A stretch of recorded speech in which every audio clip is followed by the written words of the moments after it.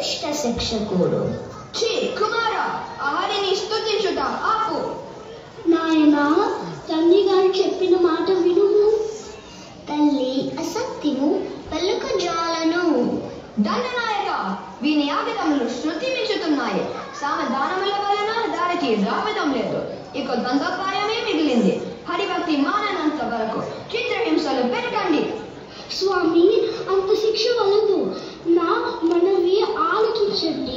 ఇంత కాఠిన్యం ఎలా? దయ చూపండి. ప్రహ్లాదుని క్షేమము కొరకే కొంత కాఠిన్యము తప్పదు. నీలాగతే దండనాయక, తీసుకువెళ్ళుము. చిత్తం మహారాజా.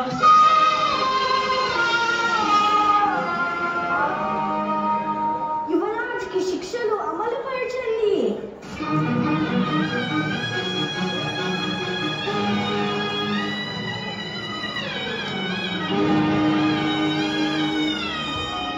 వాకుమావా మనసు మార్చుకొని హరిభక్తి మానవా నీకు శిక్షలు తప్పుతాయి.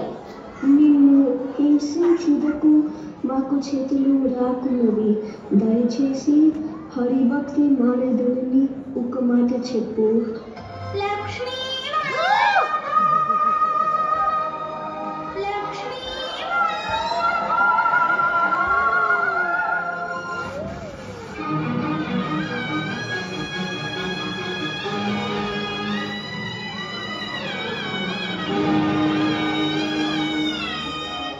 నాయనా, హరిభక్తి మానదివి కదా?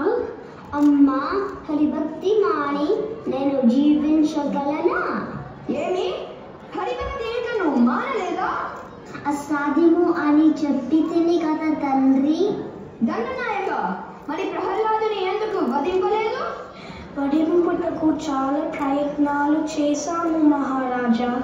కత్తులతో నరికి తిని, పాముల చేత కరిపించి తిని, ఇంకా ఎన్నో శిక్షలు వేసి తిని, కొండలపై నుండి పడవేసి తిని, పాముల చేత కరిపించి తిని, కానీ రాజకుమారులకు